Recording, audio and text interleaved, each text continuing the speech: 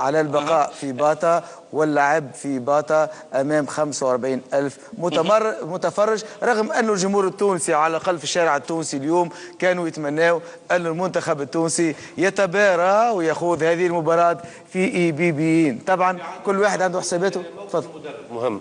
اللاعبين أعطاه موقف اللاعبين. هيثم نسلموا عليك، أعطاه موقف اللاعبين. نحب نعرف موقف المدرب من الموضوع هذا.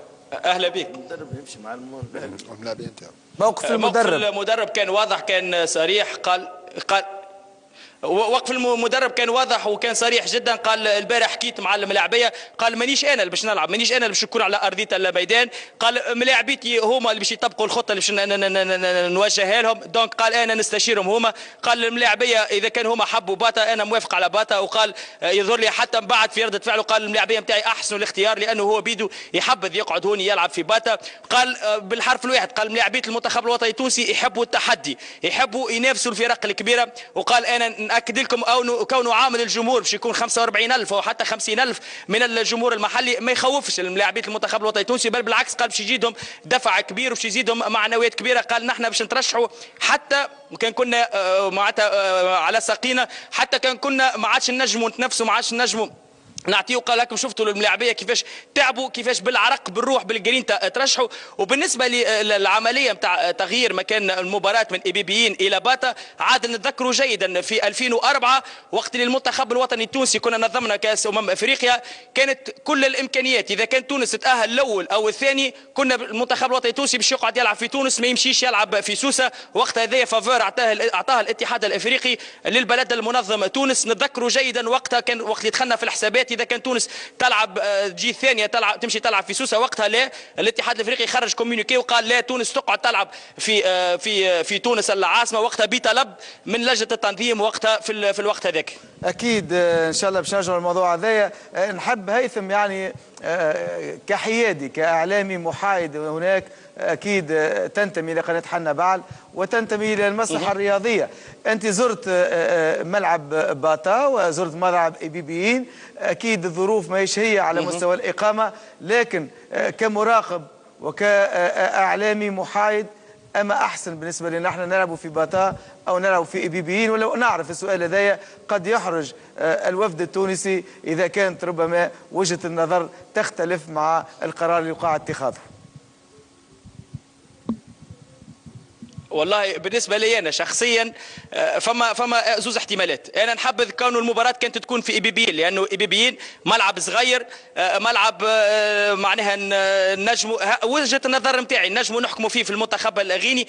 لكن الملاعبيه كنت قريب برشا مع الملاعبيه، كنت حكيت مع الملاعبيه. احمد العكاشي العكشه قال لي خويا ترى هذايا راني نجم نجري فيه، ترى هذايا كره تمشي كزيت فوق الماء. معناها الملاعبيه هما الاولى، الملاعبيه اللي عندهم كلمتهم في الموضوع هذايا. قال لي خويا ما يهمنيش، انا بس نلعب في رادس قدام 60,000. قال لي لعبت في المانيا، الشيخاوي يلعب في زوريخ، معناتها كل مباراه فيها 30,000 و35,000 متفرج. ايمن عبد النور البلبولي فاز بكاس كاس رابطه الابطال الافريقيه مع النجم الذي الساحلي ضد الاهلي المصري العريق في مصر بالذات. حسين الراقد فاز لعب ضد مازيمبي في مازيمبي مع الترجي وفاز برابطه الابطال مع الترجي. عديد اللاعبين يعني خبره كبيره، يوسف المساكني، وهبي الخزري ما شاء الله مستنس يلعب ضد بي اس جي، واسامي كبيره في اوروبا في فرنسا.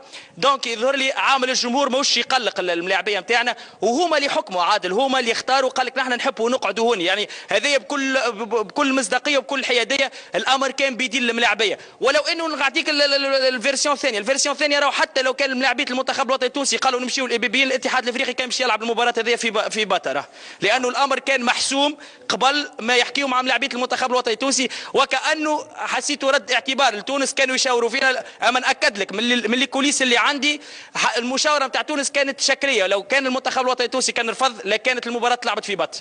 على كل حال اختيار اللاعبين نحترموه واختيار اللاعبين نقدروه. اكيد الكره بين ارجلهم، هما اللي باش يلعبوا، هما اللي باش يخوضوا المباراه، هما باش يتنافسوا مع المنتخب الغيني. اكيد فما تخوفات على التحكيم، فما تخوفات من اشياء قد تمارس على المنتخب التونسي. على كل حال لانه عوده بالله على التحكيم، بالله سامحني على التحكيم عادل، تفضل. عادل ليه سامحني نحكي لك على التحكيم. التحكيم يظهر لي التاريخ موجود والحمد لله. في 2012 وقت اللي كان نظم غينيا الاستوائيه كانت نظمت بطوله افريقيا بالاشتراك مع الجابون، نتذكروا جيدا وقتها السيد طارق بوشماوي هو رئيس لجنه التحكيم في الاتحاد الافريقي، نتذكروا جيدا وقتها غينيا كانت خرجت في مباراه الدور الربع نهائي والجابون كانت خرجت في مباراه الدور الربع نهائي. يعني يظهر لي المستوى اللي يوصل له التحكيم الان في افريقيا، والحمد لله تونس راهي ممثله كما يجب على الاقل في الاتحاد الافريقي. وكما اكدنا المره الاخرى السيد طارق بوشماوي باش يدخل للانتخابات القادمه بالنسبه للاتحاد الدولي للفيفا، يظهر لي راهم ما ينتصورش باش يوصلوا يلعبوا معنا ولا يفدلكوا معنا في امور كما هذيا.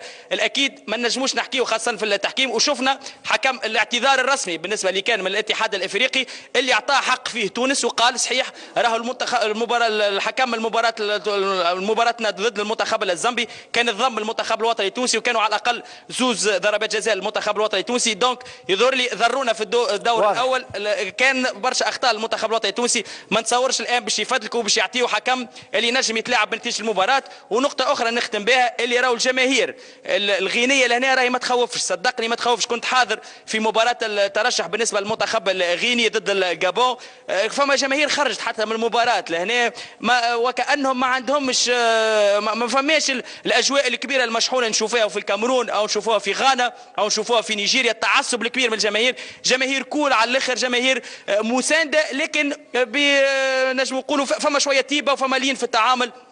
دوك ما يخوفوش وما ينجموش ياثروا على لاعبي المنتخب. ان شاء الله على كل حال تكون فما الطيبه واللين في التعاون ايضا من طرف لاعبي المنتخب الغيني في مواجهتهم لمنتخب تونس. ان شاء الله ما يكونوش هم السحاره فقط، الربع النهائي ان شاء الله ما يكونوش هم السحاره، ذاك اللي يخوف. كان حبيتوا سحاره وانا مختار هنا نبعثوه في اي وقت يمكن ان تستنجدوا به. على كل حال هيثم الراجي مبعوث قناه حنا بعل الى باتا، شكرا لك، ونتواصل ان شاء الله غدوه في مراسلات ومتابعات اخرى لآخر أخبار وكواليس المنتخب الوطني التونسي. تحدثنا على باتا، تحدثنا على الميدان، تقرير أعده أيمن الباوي حتى يحطكم في الصورة. نشاهد هذا التقرير ثم نعود.